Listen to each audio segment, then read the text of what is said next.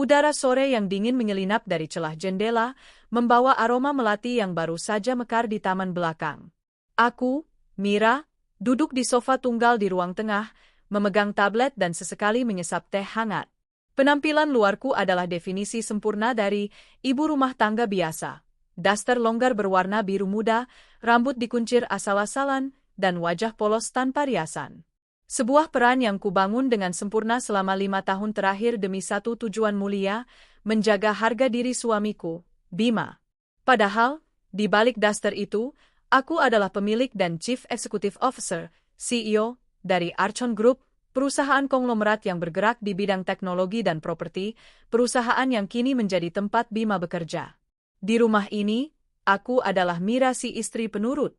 Di dunia luar, aku adalah Nyonya Mira Aditama, sosok yang ditakuti dan dihormati dalam dunia bisnis, yang mengendalikan ratusan karyawan dan miliaran aset hanya dengan satu kali ketikan di tablet ini.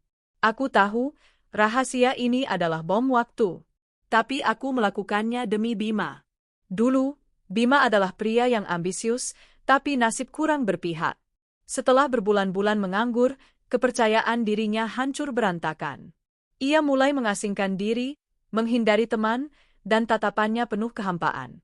Aku tidak tahan melihat pria yang kucintai, yang seharusnya menjadi pahlawan di mata keluarganya, tenggelam dalam keputusasaan. Saat itulah ide gila ini muncul. Aku mendekatinya dengan lembut, seolah-olah aku hanya seorang istri yang kebetulan mendengar kabar baik. Mas, coba deh kamu kirim lamaran ke Archon Group. Mereka lagi buka posisi manajerial yang pas banget sama skill kamu, kataku suatu malam, sambil menyajikan kopi tanpa sedikit pun menunjukkan raut wajah seorang pemilik perusahaan. Aku tidak berbohong. Posisi itu memang ada. Lebih tepatnya, aku yang menciptakannya, dengan spesifikasi yang hanya bisa dipenuhi oleh Bima. Proses rekrutmen berjalan seperti biasa. Aku memastikan Bima melalui wawancara dan tes seolah-olah ia hanyalah pelamar biasa. Aku hanya memberikan satu instruksi tegas kepada Aditya, tangan kanan dan CEO-ku. Terima Bima. Beri dia jabatan kepala divisi strategi bisnis, tapi perlakukan dia sebagai karyawan biasa. Dan yang paling penting, rahasiakan identitasku seumur hidupmu. Aditya, seorang profesional yang sangat loyal, hanya mengangguk patuh. Bima diterima. Hari pertamanya ia pulang dengan mata berbinar-binar. Ia memelukku erat, berterima kasih seolah-olah aku adalah jimat keberuntungannya. Aku akan membuktikan, Ra. Aku akan jadi lelaki seutuhnya untukmu dan keluarga kita, janjinya dengan suara bergetar. Awalnya, ia memang hebat, integritasnya tak tertandingi. Ia bekerja keras, lembur sungguhan, dan setiap rupiah yang ia bawa pulang terasa begitu suci. Aku bahagia. Aku merasa misiku berhasil, bahwa aku telah menyelamatkan harga diri suamiku. Namun, waktu mengubah segalanya. Belakangan ini, ada yang berbeda. Bima tak lagi bercerita banyak tentang kantor. Kehangatan kami meredup, digantikan oleh kekakuan yang menyesakan. Puncaknya adalah laporan finansial bulanan Archon Group yang kuterima pagi tadi. Di sana, tertulis jelas, penggelapan dana proyek yang nilainya fantastis, dan jejak digitalnya mengarah langsung ke divisi strategi bisnis, divisi yang dipimpin Bima. Hati nuraniku sebagai CEO berteriak, tapi hatiku sebagai istri meratap. Aku sempat ingin menegurnya, tapi ada firasat yang lebih kuat, sebuah kecurigaan yang membuatku menahan diri. Aku harus melihat sejauh mana drama ini dimainkan. Aku memutuskan untuk tidak bertindak sebagai CEO, tetapi sebagai istri yang kecewa.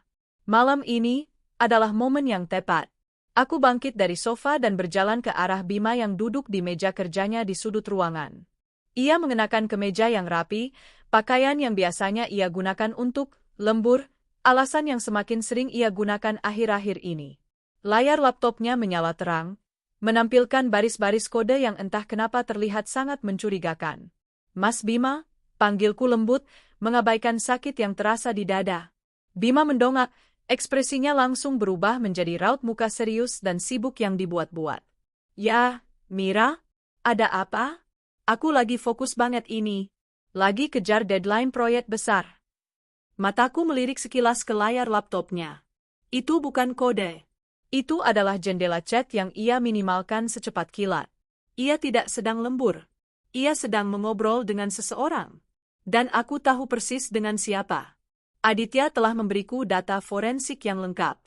Aku cuma mau tanya, kataku, mencoba terdengar ceria. Hari ini, salah satu temanku yang juga pengusaha sedang mengadakan syukuran atas keberhasilan besar perusahaannya. Pestanya di gedung Magnificent Hall. Mau ikut menemaniku? Kita bisa bertemu banyak orang, Mas. Bima mengerutkan keningnya, tanpa mengalihkan perhatiannya sepenuhnya dari laptop. Ia seolah-olah mengawasi agar chat di layarnya tidak muncul lagi. Pesta? Aduh, Mir. Kamu ini nggak lihat, ya? Aku sibuk banget. Kamu tahu kan, proyek Archon ini butuh perhatian ekstra. Ini tanggung jawab besar, sayang. Aku harus lembur. Enggak bisa ikut?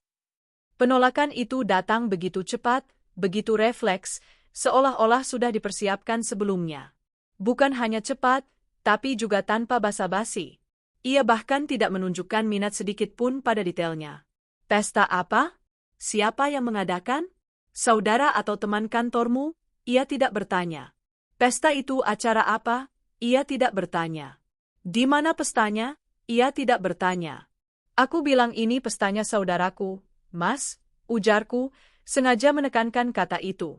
Oh, ya, pesta syukurannya? Salam saja untuk saudaramu itu, ya. Maaf, aku benar-benar enggak bisa diganggu. Kamu pergi saja sendiri, ya. Bawa mobil yang mana, biar aku yang atur kuncinya, katanya, kembali menunduk, tangannya sibuk mengetik di keyboard seolah-olah ia sedang menyelamatkan perusahaan dari kehancuran. Hati yang sudah terluka itu kini terasa bagai diremas hingga remuk. Dia tidak peduli. Dia bahkan tidak repot-repot bertanya, karena dia sudah punya skenario lain di kepalanya. Lembur. Dia pikir aku wanita bodoh yang hanya tahu urusan dapur, yang akan percaya begitu saja pada setiap alibi yang ia berikan. Dia tidak tahu, di balik daster lusuh yang kupakai ini, aku tahu setiap detil jadwalnya. Aku tahu ia telah membatalkan semua janji rapatnya sore ini.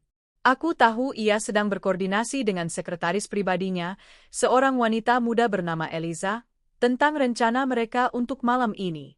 Ya, Eliza. Wanita yang diangkat Bima menjadi sekretaris pribadinya, yang ternyata adalah selingkuhannya, dan yang kini membantunya dalam skema penggelapan dana.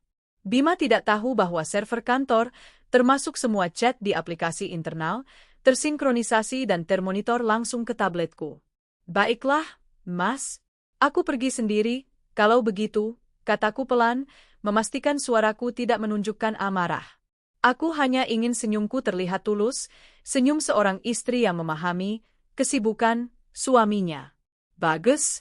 Hati-hati di jalannya, sayang, jawabnya tanpa melihat ke arahku, bahkan tanpa menyentuh tanganku. Panggilan, sayang, itu terasa hambar, dingin, seperti sisa kopi yang sudah basi. Aku berbalik dan melangkah menuju kamar tidur utama kami. Saat pintu tertutup, senyum di wajahku hilang seketika, digantikan oleh tatapan baja yang dingin. Hari ini, drama sandiwara rumah tangga ini akan berakhir. Aku membuka lemari pakaianku. Di bagian tersembunyi, tersimpan pakaian-pakaian yang tidak pernah dilihat Bima. Bukan daster murahan, bukan celana jeans biasa.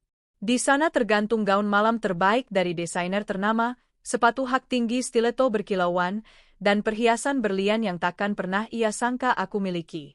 Aku menanggalkan daster itu, seolah-olah melepaskan jubah penyamaranku. Di depan cermin, aku melihat pantulan Mira Aditama, sang CEO. Sosok yang berkuasa, cerdas, dan yang tidak pernah membiarkan dirinya diinjak-injak. Malam ini, kita kembali ke Archon, Bima, bisikku pada diriku sendiri, sambil mengaplikasikan lipstik merah gelap. Malam ini, kamu akan tahu siapa istrimu yang sesungguhnya. Dan malam ini, kita akan menyelesaikan semua kekacauan yang kamu buat, mulai dari penggelapan dana, sampai pengkhianatanmu. Aku mengambil kunci mobil dan dompet kecilku.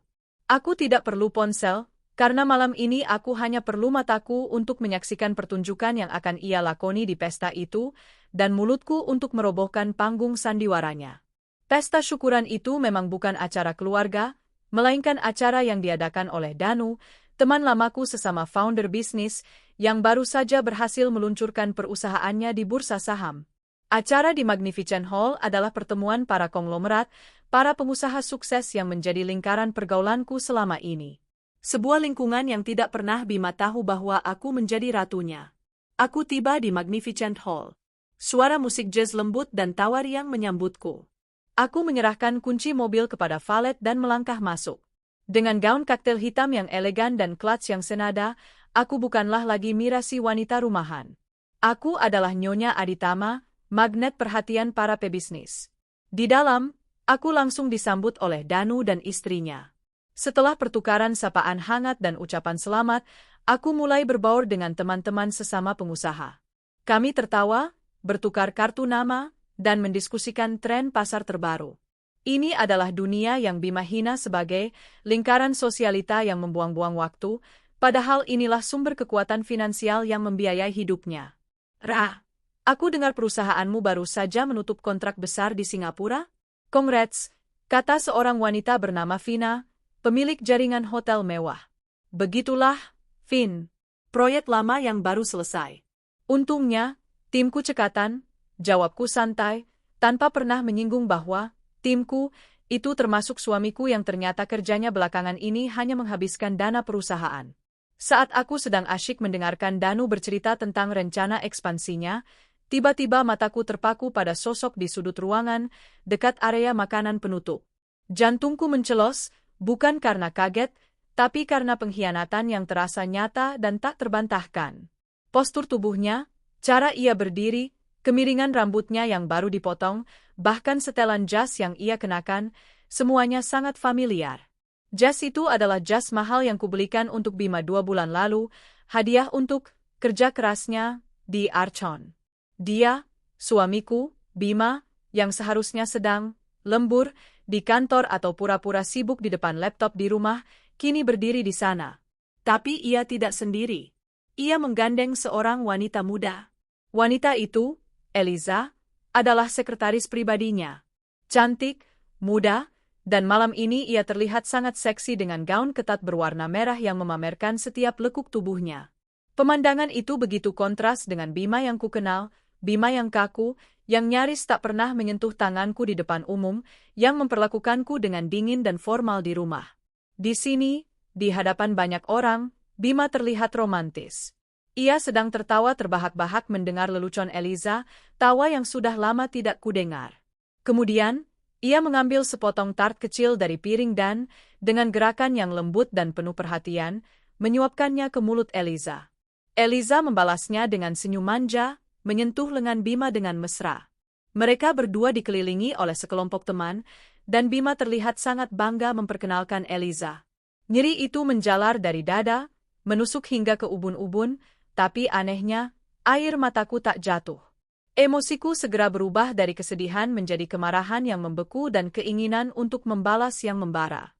Penghinaan ini, di mana dia memilih tempat yang sama dengan acaraku, menunjukkan betapa yakinnya dia bahwa aku tidak akan pernah berada di lingkaran sosialita ini. Aku menarik napas dalam-dalam. Danu, Vina, maaf sebentar, kataku, suaraku terdengar datar. Aku harus menemui seorang karyawan yang kurang ajar. Vina, yang melihat arah pandangku, tampak terkejut. Mira, itu bukannya. Ya, Vina, potongku dingin. Itu suamiku. Dan itu sekretarisnya.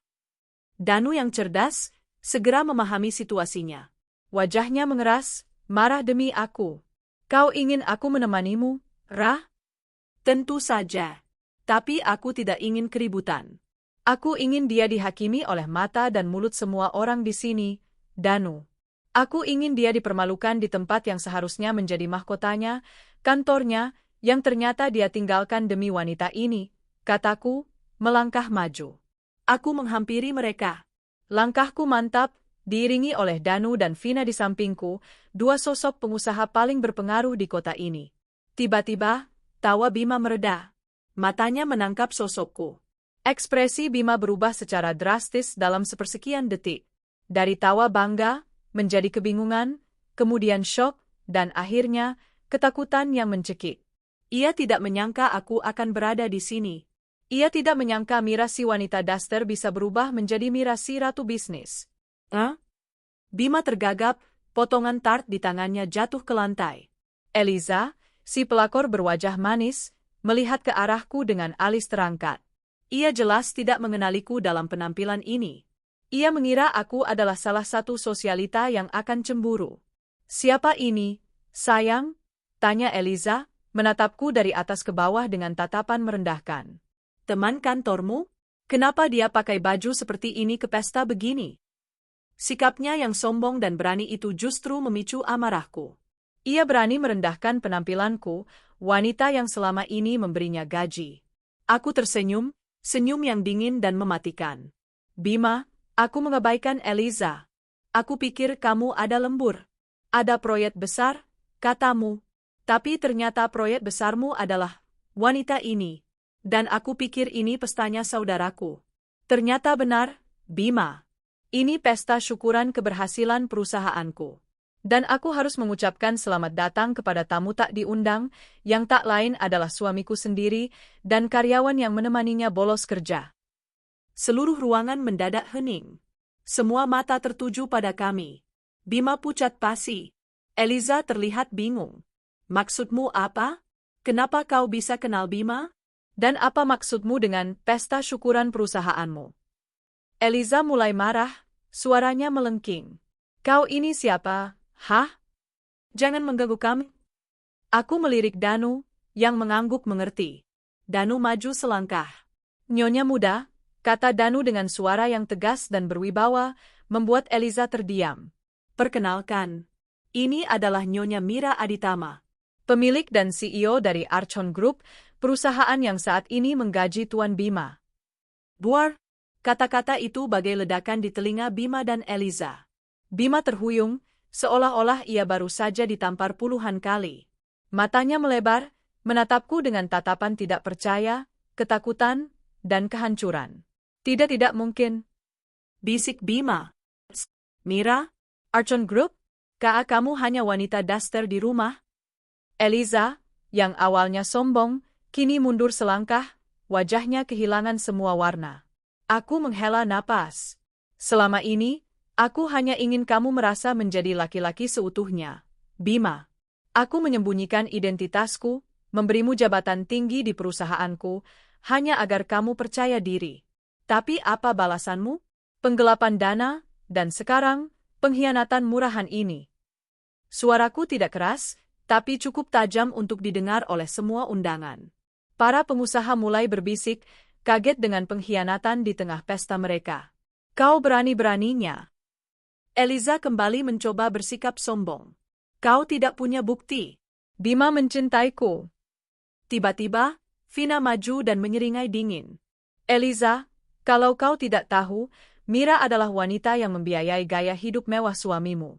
Dan kudengar, kau dan suamimu baru saja menyalahgunakan dana proyek senilai miliaran. Kami semua di sini adalah dewan direksi tak resmi yang mengetahui setiap pergerakan pasar. Kau, Eliza, bukan hanya pelakor, kau juga serigala berbulu domba yang bersekongkol dengan suami orang untuk mencuri dari perusahaan yang didirikan oleh istrinya sendiri." Seketika, seluruh ruangan menjadi riuh. Cemoohan, umpatan, dan sorakan kemarahan ditujukan pada Bima dan Eliza. Mereka dipermalukan di hadapan orang-orang penting yang mungkin akan mereka temui dalam karir mereka. Bima tampak lemas, ia menutupi wajahnya dengan tangan. Ia benar-benar hancur. Sementara Eliza, wajahnya merah padam karena amarah dan rasa malu yang tak tertahankan. "Ayo kita pergi dari sini, Bima." "Aku tidak tahan lagi," teriak Eliza, menarik lengan Bima. Mereka berlari keluar dari Magnificent Hall seperti sepasang pengecut. "Aditya," aku mengambil ponsel dan menelepon tangan kananku. "Jalankan rencana A. Sekarang."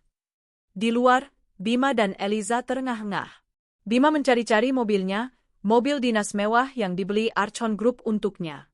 "Mana mobilnya, Mas? Cepat kita pergi," desak Eliza. Bima terkejut. Tempat parkir mobilnya kosong. Ia menoleh ke petugas keamanan yang berdiri di dekat sana. "Mobilku, mobil dinasku. Kemana?" tanya Bima panik. Petugas itu, yang tak lain adalah anggota tim keamananku, menjawab dengan hormat tapi tegas. Mohon maaf, Tuan Bima. Mobil tersebut, atas perintah Nyonya Mira Aditama, telah disita karena merupakan aset perusahaan yang dibeli dari dana yang dicurigai sebagai hasil penggelapan. Kami hanya menjalankan tugas. Bima ambruk di tempat. Sialan. Hah? Lalu bagaimana kita pulang, Mas? Cepat panggil taksi. Eliza membentak. Bima merogoh sakunya, mengeluarkan dompet, dan mencoba mencari kartu ATM-nya. Ia memasukkan kartu itu ke mesin ATM terdekat yang kebetulan ada di lobi luar gedung, mencoba mengambil uang. Maaf, transaksi Anda gagal. Kartu ini telah diblokir. Bima mencoba kartu ATM yang lain, yang juga ia dapatkan dari fasilitas kantor. Hasilnya sama. Diblokir? Semuanya diblokir? Bagaimana bisa? Bima menjerit frustasi. Ia baru sadar, semua hartanya, semua fasilitasnya, berasal dari perusahaan yang kini dikendalikan oleh istrinya. Eliza menatapnya dengan pandangan jijik. Jadi, kau tidak punya uang sepeser pun? Kita dipermalukan, dan sekarang kita harus pulang naik bus? Cepat, pakai uangku. Kau ini tidak berguna sekali. Akhirnya, dengan wajah penuh rasa malu, Bima dan Eliza terpaksa naik taksi yang dibayar oleh Eliza, meninggalkan gedung pesta dengan kehancuran dan penyesalan yang tak terperikan. Malam ini, Bima tak berani pulang. Ia tahu rumah itu, rumah yang juga kubeli dengan uangku, bukan lagi miliknya. Ia memilih untuk pergi ke kontrakan sempit Eliza, memulai pertengkaran pertama yang sengit di antara mereka. Taksi berhenti di depan sebuah kontrakan petak yang sempit di lorong gelap. Bau masakan dan asap rokok menyambut kedatangan Bima dan Eliza. Begitu pintu kamar kontrakan Eliza terbuka, keheningan yang mencekam langsung pecah menjadi badai. Bima, yang sepanjang perjalanan diliputi ketakutan dan rasa malu yang luar biasa, segera melepaskan amarahnya pada Eliza. Ini semua gara-gara kamu, Eliza. Bima membanting tas kerjanya ke lantai. Kalau saja kamu tidak memaksaku datang ke pesta sialan itu. Kalau saja kamu tidak bertingkah sok akrab dan menyuapiku seperti anak kecil di depan umum. Eliza, yang baru saja menghabiskan sisa uangnya untuk membayar taksi, balas membentak dengan histeris. Wajah cantiknya kini terdistorsi oleh kemarahan. Aku? Gara-gara aku? Jerit Eliza. Kau yang bodoh, Bima. Kau bilang istrimu itu wanita rumahan, pengangguran yang cuma tahu daster. Kau bilang dia tidak punya koneksi apa-apa. Ternyata dia adalah CEO Archon Group. Kau meniduriku dan mencuriku dengan janji-janji palsu, tapi kau bahkan tidak tahu siapa istrimu sendiri. Kau hanya laki-laki penipu yang tidak punya apa-apa selain mobil dan kartu ATM perusahaan. Sekarang semuanya... Bima terhuyung mundur. Kenyataan itu menusuknya lebih dalam daripada penghinaan di pesta tadi.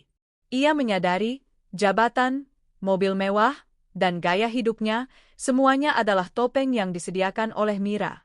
Selama ini ia merasa hebat, merasa mandiri, padahal ia hanyalah boneka yang diizinkan bermain di panggung istrinya.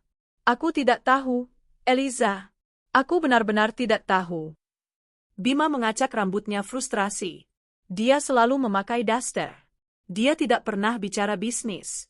Bagaimana mungkin dia menyembunyikan perusahaan sebesar itu? Tentu saja dia menyembunyikannya, cibir Eliza, mendorong Bima hingga punggungnya menabrak dinding. Dia tahu kau tak lebih dari pecundang yang akan minder jika tahu istrinya lebih kaya dan berkuasa. Dan dia benar. Sekarang kau benar-benar pecundang. Kita dipermalukan di depan para konglomerat, Bima. Berita ini akan menyebar ke seluruh perusahaan besok pagi. Karirku hancur gara-gara kebodohanmu. Pertengkaran itu berlangsung hingga subuh. Kata-kata kasar, tuduhan, dan penyesalan berbaur di antara ruangan sempit itu, berlawanan total dengan kemesraan palsu yang mereka pamerkan beberapa jam sebelumnya di aula mewah. Bima mencoba membujuk, merayu, dan mencoba memenangkan Eliza kembali, tetapi Eliza yang pragmatis sudah melihat kejatuhannya. Aku mencintaimu, Eliza. Kita bisa melaluinya. Aku akan bicara dengan Mira, aku akan mohon padanya. Bima mencoba memegang tangan Eliza. Eliza menepis tangannya dengan jijik. Mohon? Mohon untuk apa? Untuk kartu ATM dan mobil yang kau gelapkan? Kau pikir Mira itu wanita bodoh yang akan memberimu kesempatan kedua setelah kau mempermalukannya?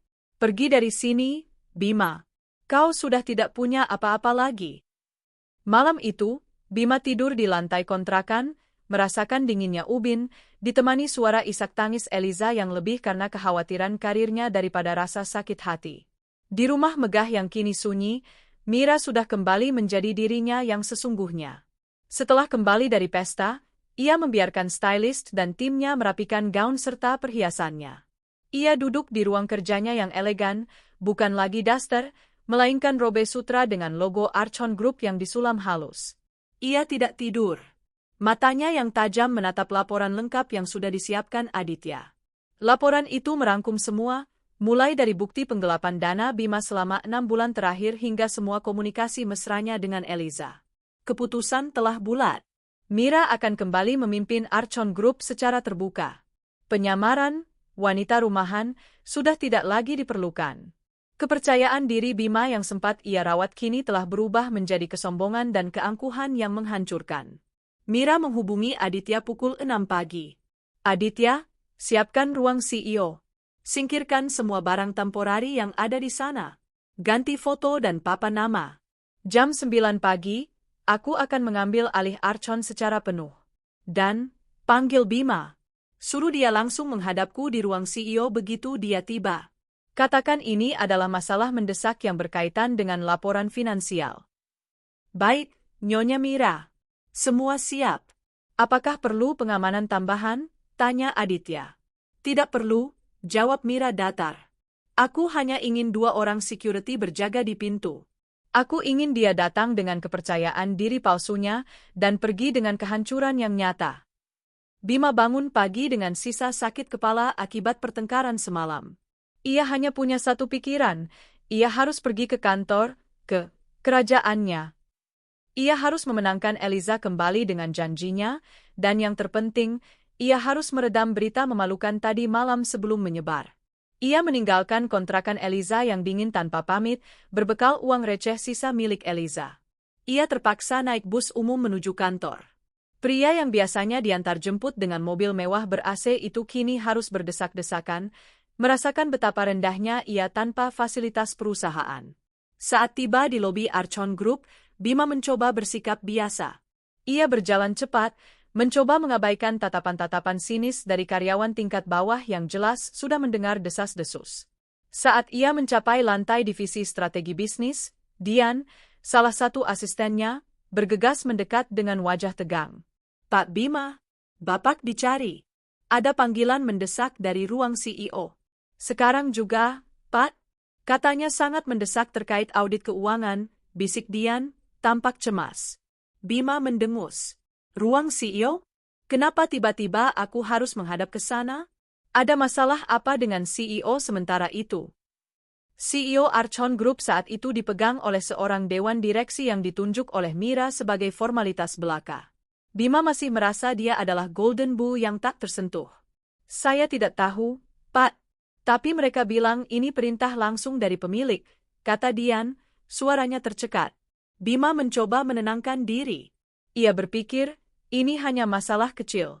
Paling Mira hanya mengancam. Istrinya tidak akan berani merusak nama baiknya, apalagi di kantor. Mira pasti akan kembali menjadi istri penurut yang memakai daster begitu dia menghardiknya sedikit. Bima melangkah ke lantai eksekutif dengan langkah angkuh, mencoba mempertahankan sisa harga dirinya. Bima tiba di pintu ruang CEO.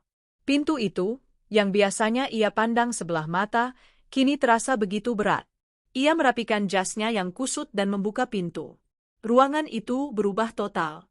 Semua benda yang bersifat sementara telah lenyap. Di tengah ruangan, menghadap pemandangan kota yang luas, terdapat sebuah meja kerja masif yang terbuat dari kayu jati. Di belakang meja itu, duduklah sosok yang paling ia kenal, namun dalam wujud yang paling asing.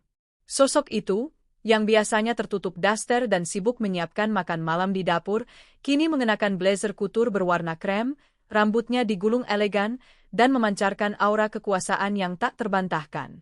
Jemarinya yang lentik memegang pena emas, dan tatapan matanya, dingin, tajam, dan penuh otoritas, langsung tertuju pada Bima. Mira Aditama, sang CEO. Bima berdiri mematung. Ia tidak bisa bergerak. Selamat pagi, Bima, sapa Mira, suaranya profesional, tanpa nada kasih sayang sedikit pun. Silakan duduk. Bima masih berdiri, terkejut. Ia tersadar dari keterkejutannya dan segera menggantinya dengan kemarahan. Mira? Apa-apaan ini? Kenapa kamu di sini? Kenapa kamu duduk di kursi itu? Aku bilang jangan membuat drama di kantor. Pulang sekarang juga. Kenakan dastermu dan tunggu aku di rumah. Kamu pikir ini lucu? Bima melangkah maju, tangannya mengepal. Tiba-tiba, pintu terbuka. Aditya masuk membawa 2 map. Nyonya Mira, sapa Aditya dengan nada hormat yang mendalam, menggunakan gelar yang belum pernah didengar Bima sebelumnya. Ini adalah berkas-berkas audit internal, dan ini adalah surat yang Anda minta. Bima terperangah. Nyonya Mira? Mira mengambil map itu tanpa mengalihkan pandangan dari Bima. Terima kasih, Aditya. Sebentar lagi saya akan butuh bantuan Anda untuk mengantar tamu ini keluar. Bima menggeleng, otaknya berputar mencoba mencari alasan. Mira, jangan main-main. Aku suamimu. Archon Group adalah tempat kerjaku. Kamu tidak bisa bertingkah seperti ini. Mira meletakkan pena emasnya dengan bunyi klik yang memekakkan telinga dalam keheningan ruangan. Duduk, Bima, perintah Mira, nada suaranya membuat Bima tanpa sadar terduduk kaku di kursi di depan meja itu. Aku akan memberimu 2 kejutan pagi ini, suamiku, kata Mira, suaranya tenang, tapi setiap kata bagai palu godam. Yang pertama, ya, aku adalah Mira Aditama, pemilik Archon Group. Perusahaan ini, yang memberimu gaji, jabatan tinggi, mobil mewah, dan kartu ATM yang kamu gelapkan dan kau gunakan untuk meniduri sekretarismu, adalah milikku, seutuhnya. Bima tersentak, wajahnya pucat pasi. Ia mencoba membuka mulut, tapi tak ada suara yang keluar. Aku menyembunyikannya agar kamu merasa berharga. Aku memberimu segalanya agar kamu percaya diri menjadi lelaki seutuhnya. Tapi kamu justru menjadi pecundang, pencuri, dan pengkhianat. Kamu menghancurkan kehormatan yang kuberikan padamu. Mira membuka map pertama, yang berisi laporan audit. Ini adalah audit internal divisi strategi bisnis. Angka-angka ini menunjukkan kamu, Bima, telah menggelapkan dana proyek senilai mari kita sebut angka besarnya. Kemana perginya uang ini? Ke rekening Eliza? Untuk biaya hidupmu yang sekarang sudah tidak mampu kamu bayar sendiri. Bima mulai berkeringat. Mir? Sayang, aku bisa jelaskan, itu hanya salah paham administrasi. Diam, potong Mira tajam. Aku tidak butuh penjelasan seorang pencuri dan pendusta. Aku sudah mendengarkan kebohonganmu semalam, Bima. Sekarang, kejutan kedua. Mira meraih map kedua. Di dalamnya terdapat 2 lembar kertas. Ia menyeretnya ke hadapan Bima. Mulai hari ini, pada tanggal ini, jam ini, kata Mira, matanya menunjukkan tidak ada lagi cinta, hanya ada keputusan. Kamu dipecat. Tanpa pesangon, tanpa rekomendasi, tanpa ampun. Semua aset perusahaan, termasuk pakaian di badanmu, harus kamu kembalikan. Dan ini, Mira menggeser lembar kedua ke depan Bima. Itu adalah surat gugatan cerai. Tak ada harta gono gini untukmu. Tidak ada sisa-sisa kemewahan yang bisa kamu klaim. Semuanya adalah milikku sebelum kamu masuk dalam hidupku. Silakan pergi dari hidupku. Bima merasakan dunia seolah runtuh. Keangkuhannya, kekuasaannya, uangnya, istrinya, semuanya lenyap dalam 1 detik. Dia mencoba meraih tangan Mira, tapi Mira menariknya menjauh dengan jijik. Mira, jangan. Aku mohon. Aku akan tinggalkan Eliza. Aku akan lembur sungguhan. Tolong, Mira, jangan buat aku hancur. Aku butuh pekerjaanku. Bima meratap, air matanya mulai mengalir. Mira hanya menatapnya dengan pandangan kosong. Terlalu terlambat, Bima. Kamu telah memilih takdirmu sendiri. Mira menoleh ke Aditya. Aditya, minta 2 security untuk mengantar Bima keluar dari gedung ini sekarang. Pastikan dia tidak mengambil apapun, bahkan ballpoint di atas mejanya. Dan setelah itu, umumkan bahwa Kepala Divisi Strategi Bisnis, Bima, telah dipecat karena penggelapan dana. Berita ini harus menyebar, baik di dalam maupun di luar Archon Group. Aditya mengangguk, lalu memberi isyarat. Dua petugas keamanan yang berbadan besar masuk ke ruangan. Bima diangkat paksa dari kursinya. Ia meronta, menghina Mira dengan sisa-sisa amarahnya. Kau wanita kejam. Kau serigala berbulu daster. Aku membencimu, Mira. Kau akan menyesal. Mira hanya melihat punggung Bima yang diseret keluar. Wajahnya tetap datar. Penyesalan? Tidak. Hanya ada kelegaan dan pembersihan. Bima didorong keluar dari gerbang Archon Group. Ia berdiri di pinggir jalan, tanpa mobil, tanpa kartu ATM, hanya dengan jas lusuh yang ia pakai. Ia adalah mantan CEO palsu yang kini menjadi pengangguran dan pencuri yang dipermalukan. Dengan sisa tenaganya, ia naik bus lagi, menuju satu-satunya tempat yang ia pikir masih bisa menampungnya, kontrakan Eliza. Saat ia tiba, Eliza sedang mengemasi barang-barangnya dengan wajah marah. Eliza, sayang. Aku dipecat. Mira benar-benar melakukannya.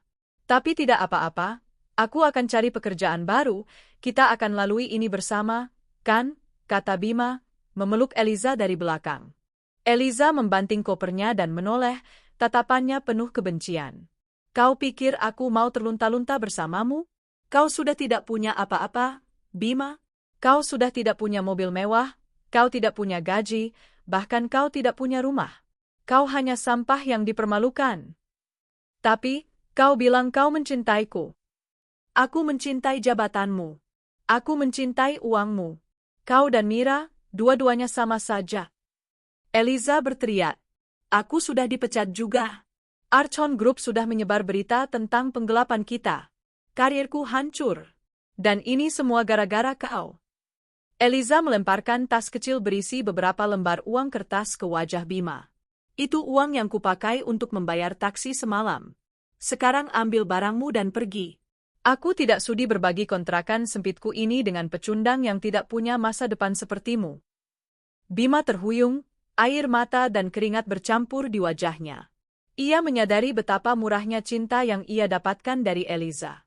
Cinta itu hanya sebatas fasilitas perusahaan yang Mira berikan. Bima diusir. Ia terpaksa meninggalkan kontrakan sempit itu.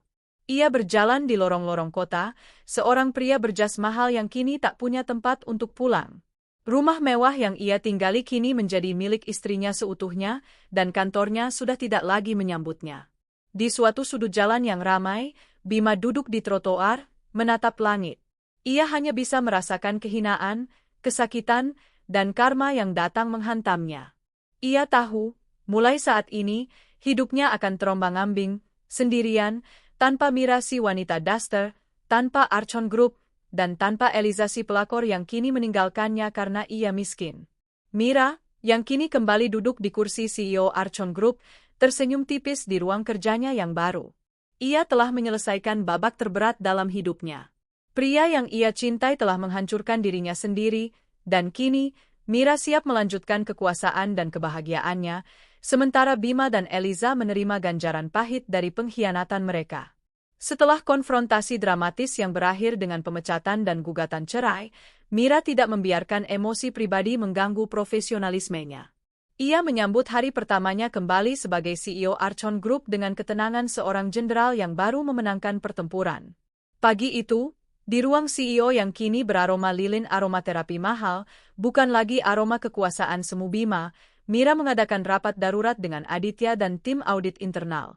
Meja mahoni yang mengilap di hadapannya terhampar diagram dan angka-angka yang merinci lubang finansial yang ditinggalkan Bima.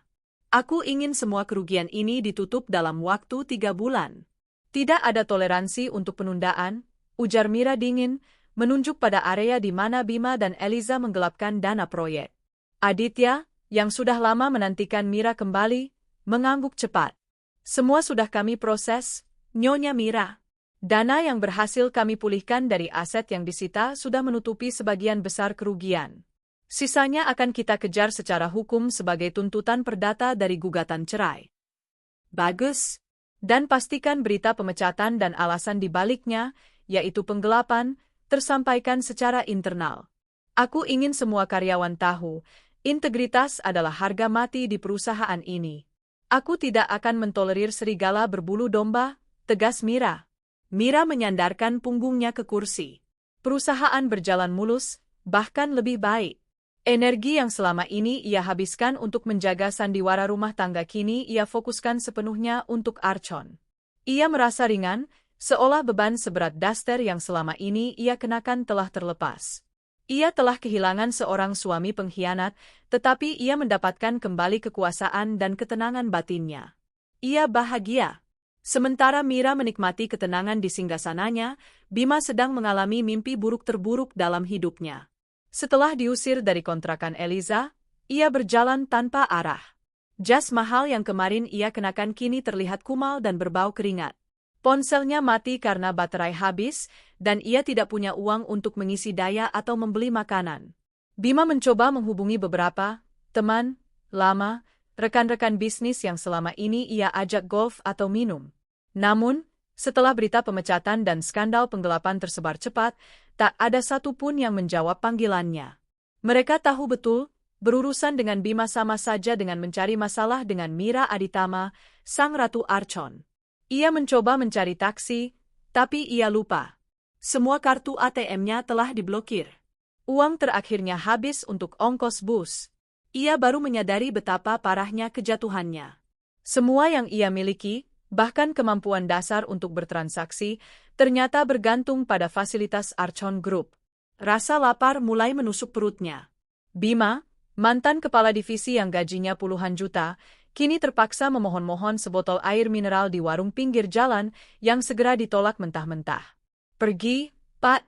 Saya tidak mau uang Bapak uang haram," ujar pemilik warung, yang ternyata pernah bekerja sebagai vendor kecil di Archon dan tahu siapa Bima sebenarnya.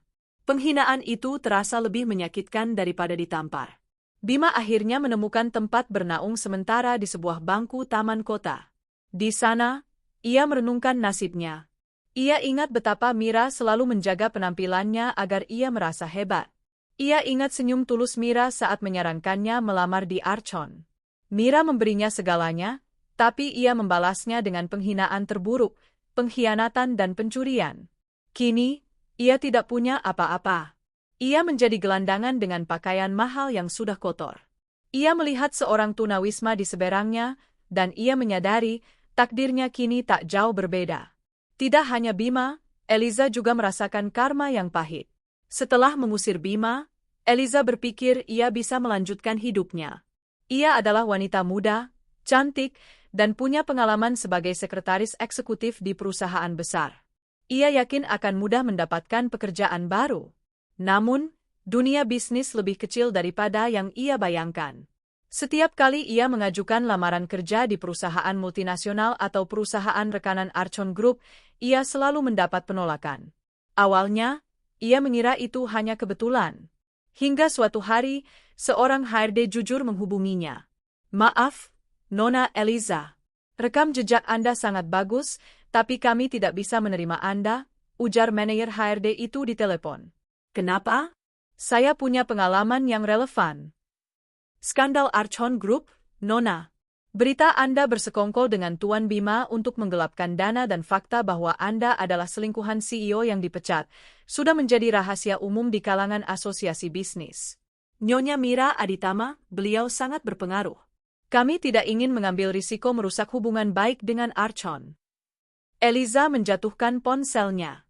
Mira Aditama tidak hanya memecatnya, Mira juga membunuh karirnya. Nama Eliza kini tercemar, dicap sebagai pelakor dan pencuri. Kontrakan sempit itu terasa semakin mencekik. Ia tidak mampu membayar sewa bulan depan. Uang tabungannya menipis karena ia terbiasa hidup mewah dari tunjangan Bima dan hasil penggelapan. Ia harus menjual perhiasan dan tas bermerek yang ia banggakan, benda-benda yang dulunya ia pamerkan kepada Mira. Eliza mulai membenci Bima. Jika Bima tidak serakah, jika Bima tidak mengajaknya menggelapkan uang, dan yang terpenting, jika Bima jujur tentang identitas istrinya, semua ini tidak akan terjadi. Ia terjerumus dalam kehancuran karena pria yang ia anggap sebagai tiket menuju kemewahan, padahal pria itu hanyalah benalu yang ditanam oleh istrinya sendiri. Takdir seolah sengaja mempertemukan mereka dalam penderitaan. 2 hari kemudian, Bima yang lusuh, lapar, dan putus asa, sedang menyandarkan tubuhnya di tembok sebuah minimarket, berharap ada yang memberinya makanan.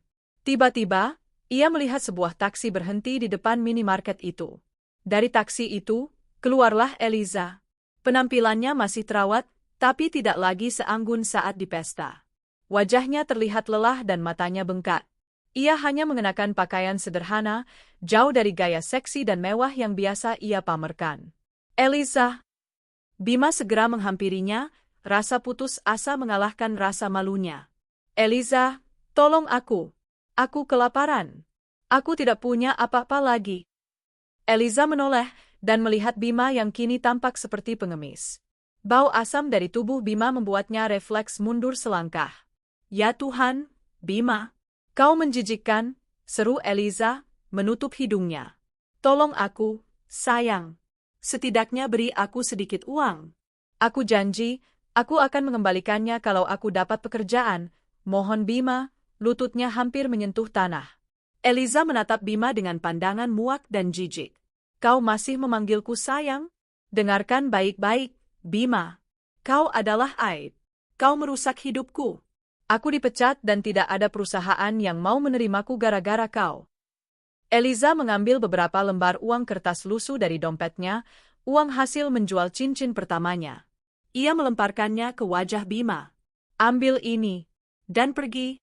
Jangan pernah tunjukkan wajahmu lagi di depanku. Kita sudah tidak ada hubungan apa-apa. Kau dan istrimu, kalian berdua sama-sama monster yang menghancurkanku. Eliza segera masuk ke minimarket, meninggalkan Bima yang terdiam, memunguti uang receh di tanah dengan tangan gemetar. Bima kini sendirian, terlunta-lunta. Uang yang ia pegang adalah uang terakhir dari pelakor yang kini membencinya. Ia telah kehilangan istri yang mencintainya, dan wanita yang ia cintai palsu kini meninggalkannya dalam keadaan paling menyedihkan. Karma telah tuntas. Ia hanya punya sakit, kehinaan, dan penyesalan. Di sisi lain kota, di ruang CEO, Mira sedang menandatangani kontrak miliaran rupiah, menikmati kopi hangat yang disiapkan Aditya. Dunia berputar, dan kini, hanya Mira yang berhak tersenyum. Setelah mengurus pemecatan Bima dan mengajukan gugatan cerai, rumah besar yang selama ini menjadi panggung sandiwara Mira berubah menjadi kuil ketenangan. Segala hal yang mengingatkannya pada Bima telah disingkirkan. Bukan karena benci, melainkan karena ia ingin menghapus jejak kebohongan yang pernah mengisi setiap sudut ruangan. Mira tidak lagi memakai daster.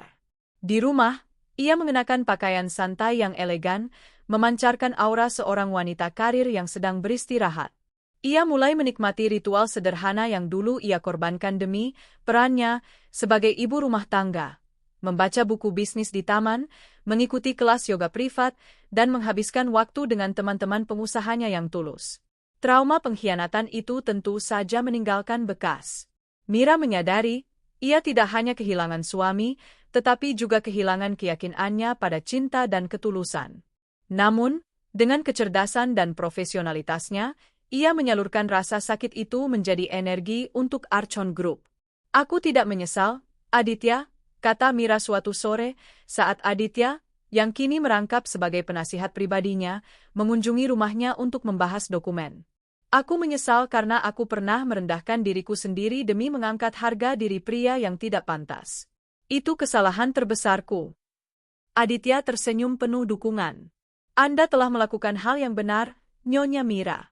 Anda telah menyelamatkan perusahaan dan diri Anda sendiri. Archon Group sekarang jauh lebih stabil tanpa benalu itu. Mira mengangguk. Ia tidak lagi mencari cinta, ia mencari kesempurnaan dalam kekuasaan dan profesionalitas. Ia mengubah ruang kerja Bima menjadi perpustakaan mini, simbol bahwa kini ia hanya berinvestasi pada pengetahuan, bukan pada kebohongan. Sementara Mira kembali berjaya, Bima sedang berjuang untuk bertahan hidup di sudut-sudut kota. Uang yang dilemparkan Eliza padanya hanya cukup untuk makan beberapa kali. Bima menyewa kamar kos sempit di pinggiran kota, jauh dari gemerlap kehidupan mewah yang biasa ia nikmati. Kamar itu pengap, berbau apek, dan kasurnya terasa keras.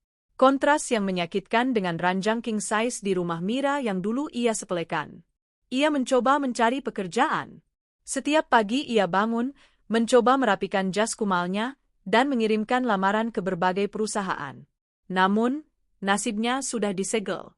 Berita skandal penggelapan dana Archon Group telah menyebar luas. Tidak ada perusahaan yang mau mengambil risiko merekrut mantan eksekutif yang dicap sebagai pencuri dan pengkhianat. Setiap wawancara berakhir dengan kegagalan. Para pewawancara selalu menatapnya dengan pandangan curiga, dan beberapa bahkan secara eksplisit menyebutkan namanya terkait dengan kasus Archon. Harga dirinya yang sudah hancur kini diinjak-injak setiap hari. Suatu malam, Bima mencoba menghubungi Mira. Ponsel Mira sudah berganti nomor, namun Bima mencoba menghubungi nomor rumah. "Halo?" Suara Aditya yang formal dan dingin yang menjawab. "Aditya? Ini aku, Bima. Aku ingin bicara dengan Mira. Aku hanya ingin minta maaf, aku butuh bantuan, setidaknya beri aku sedikit uang untuk bertahan hidup. Aku kedinginan di sini, aku kelaparan," pinta Bima, suaranya bergetar menahan tangis. "Tuan Bima," jawab Aditya tegas. "Nyonya Mira tidak ingin berurusan dengan Anda lagi. Semua komunikasi harus melalui jalur hukum pengacara. Dan mengenai bantuan finansial, Nyonya Mira mengatakan, dia telah mengambil begitu banyak dari Archon, biarkan dia merasakan apa artinya hidup tanpa uang haram. Jangan pernah lagi hubungi nomor ini." Sambungan telepon terputus. Bima menjatuhkan gagang telepon umum itu.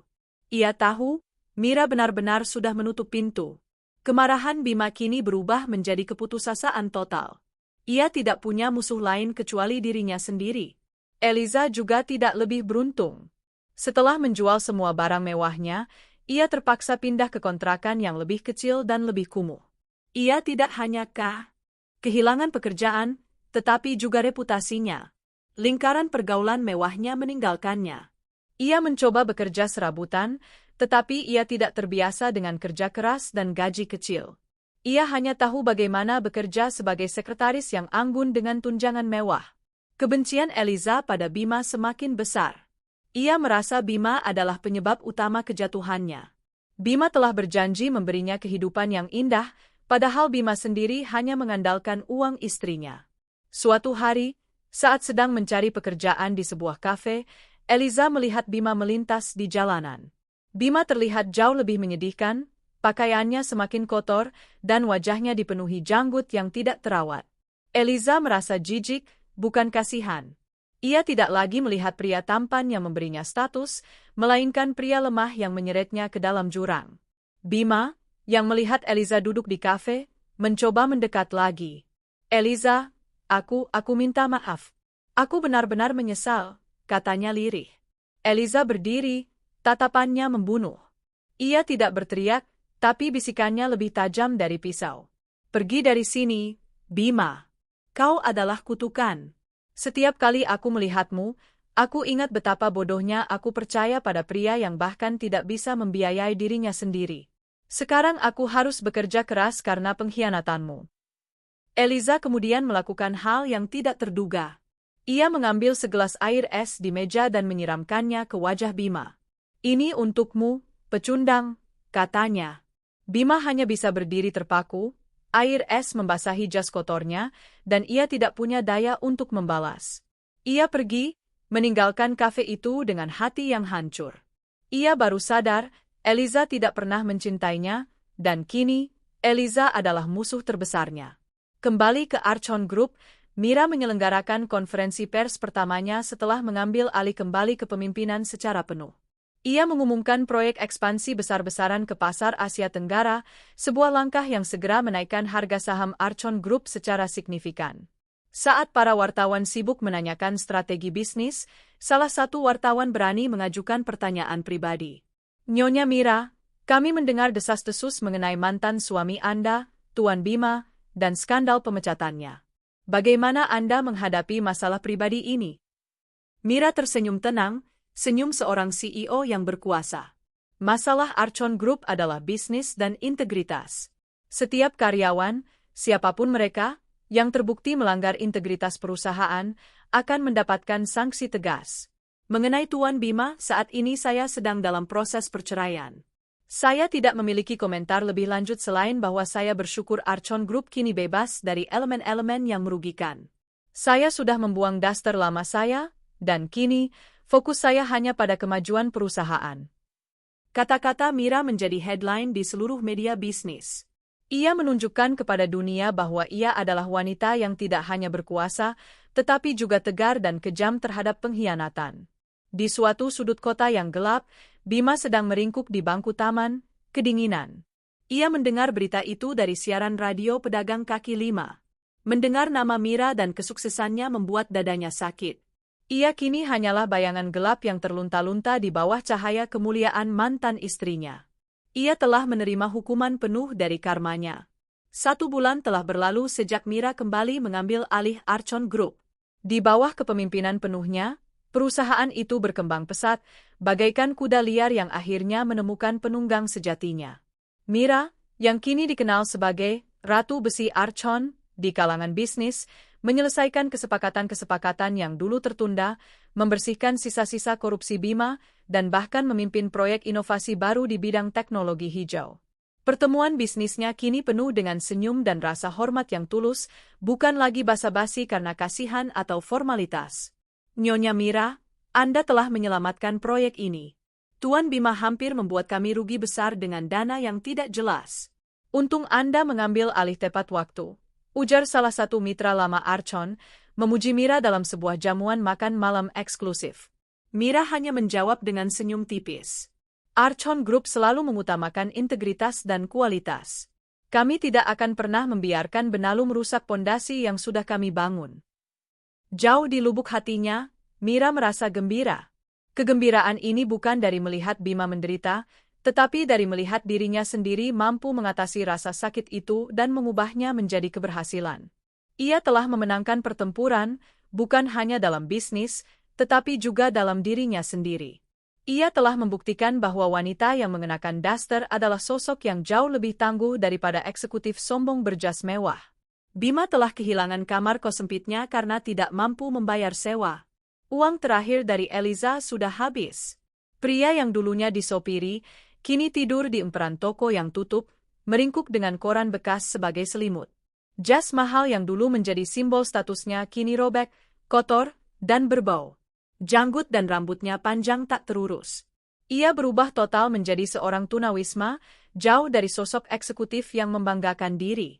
Rasa lapar adalah siksaan terburuk. Ia mulai mencari makanan dari sisa-sisa di tempat sampah. Di tengah penderitaan fisiknya, batin Bima mulai berteriak. Rasa penyesalan yang ia rasakan bukan lagi karena kehilangan uang, tetapi karena ia kehilangan Mira yang asli. Ia mengingat bagaimana Mira selalu menyiapkan kopi hitam kesukaannya tanpa perlu diminta, bagaimana Mira selalu membelai rambutnya saat ia tidur, bahkan setelah ia pulang malam dan mengabaikannya.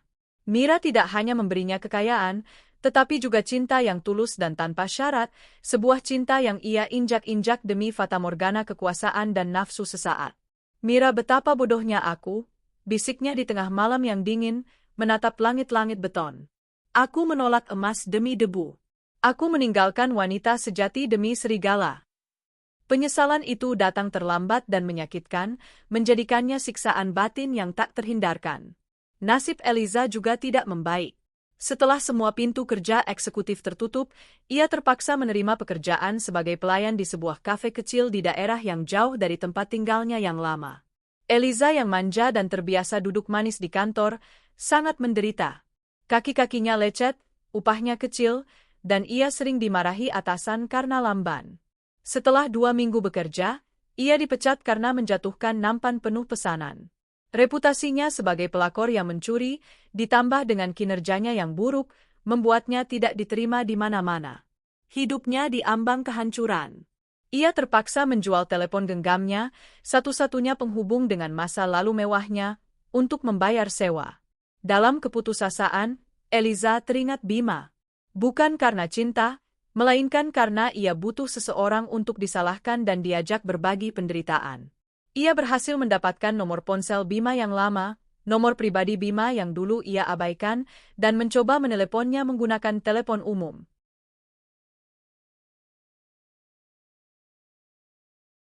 Telepon itu diangkat oleh Bima, yang kebetulan sedang berada di dekat warung telepon. Bima? Ini aku, Eliza, Suara Eliza terdengar putus asa. Eliza? Bima terkejut, suaranya serak. Aku hancur, Bima. Aku dipecat lagi. Aku tidak punya apa-apa. Kau harus bertanggung jawab. Kau yang memulai semua ini. Eliza histeris di seberang sana. Bima menarik napas panjang. Anehnya, ia merasa tenang. Keputusasaannya telah mencapai titik di mana amarah Eliza tidak lagi menyakitinya. Kau menghancurkan dirimu sendiri, Eliza, jawab Bima perlahan. Aku hanya memberimu kesempatan untuk menjadi serigala, dan kau dengan senang hati menerimanya. Aku sudah tidak punya apa-apa untuk ditanggung. Kau juga sudah tidak punya apa-apa. Berhentilah menyalahkanku dan hadapi karmamu.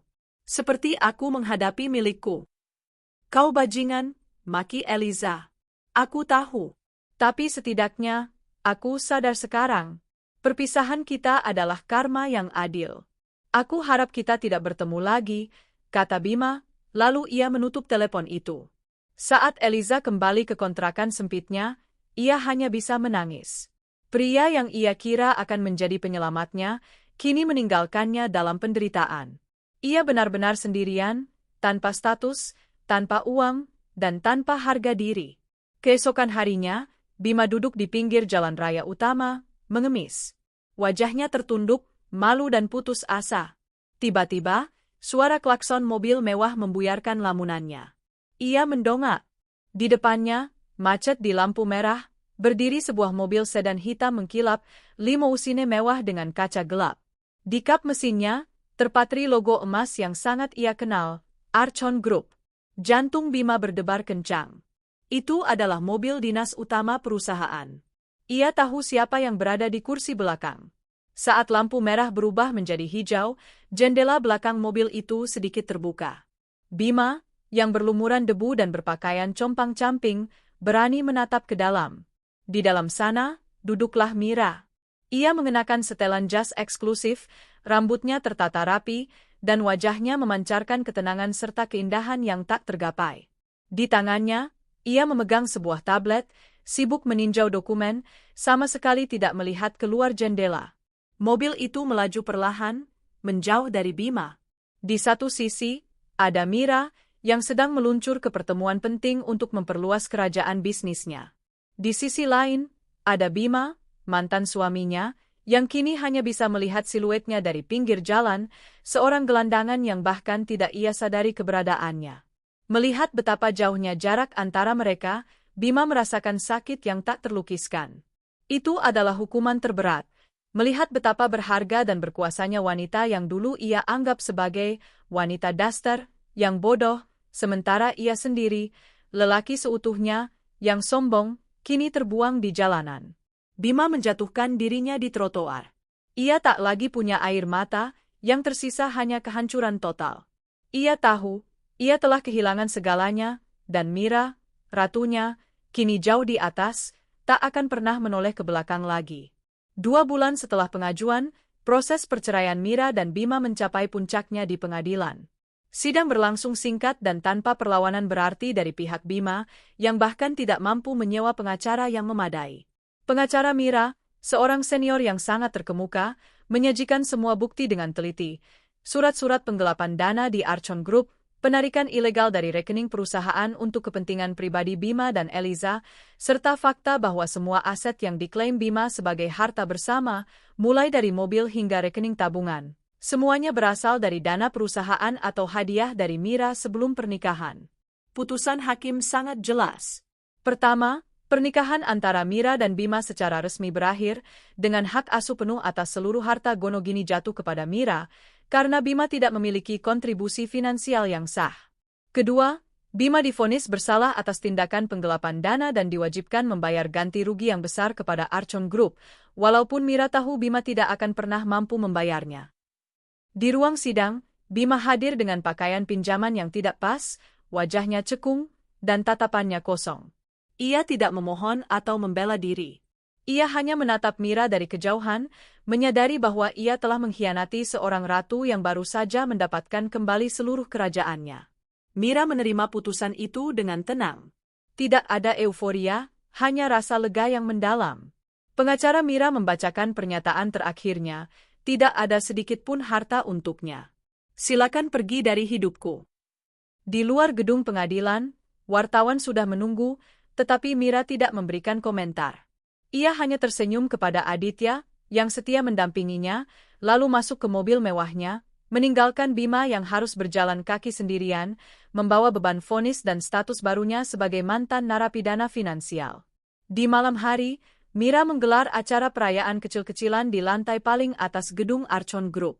Ini bukan hanya perayaan putusan cerai, tetapi perayaan keberhasilan Archon Group menembus pasar Eropa dengan kontrak senilai ratusan miliar. Mira tampak luar biasa malam itu. Ia mengenakan gaun malam yang elegan dan memancarkan aura CEO yang berkuasa, jauh dari citra wanita daster yang ia ciptakan di rumah. Ia berbaur dengan para eksekutif dan rekan bisnis, membahas strategi, bukan gosip. Selamat, Nyonya Mira. Anda luar biasa, kata seorang rekan bisnis wanita yang sangat ia kagumi. Kami semua terkesan dengan kecepatan Anda memulihkan perusahaan setelah badai itu. Terima kasih, jawab Mira. Badai hanya memperkuat akar pohon yang kuat. Saya hanya membersihkan ilalang. Di tengah keramaian, Mira menyadari satu hal, ia tidak kesepian. Ia dikelilingi oleh orang-orang yang tulus menghormatinya atas kecerdasan dan kekuatan, bukan karena sandiwara rumah tangga. Ia tidak lagi membutuhkan pengakuan dari seorang pria, ia mendapatkan pengakuan dari seluruh dunia bisnis. Kebahagiaannya kini adalah kebahagiaan sejati yang ia ciptakan sendiri. Setelah vonis pengadilan, Bima tidak punya tujuan. Ia tahu ia tidak bisa kembali ke rumah lamanya, dan ia juga tidak berani mendekati Mira lagi. Ia kembali ke pinggiran kota, ke tempat para tunawisma biasa berkumpul. Satu-satunya yang tersisa dari masa lalunya adalah rasa lapar yang tak terperikan dan dinginnya malam. Statusnya sebagai mantan eksekutif kini menjadi lelucon pahit. Beberapa tunawisma lain mengenalinya dari berita viral di internet dan sering mengejeknya. Lihat, Pak CEO kita. Dulu korupsi, sekarang ikut tidur di sini. Bima hanya bisa menunduk. Harga dirinya telah benar-benar mati. Ia mencoba mencari pekerjaan kasar, menjadi kuli panggul, tetapi tubuhnya yang terbiasa duduk di kursi kantor tidak mampu menahan beban fisik. Dalam seminggu, ia dipecat karena sering sakit dan lemah. Ia jatuh sakit, demam tinggi, dan terbaring lemah di emperan toko yang gelap dan kotor.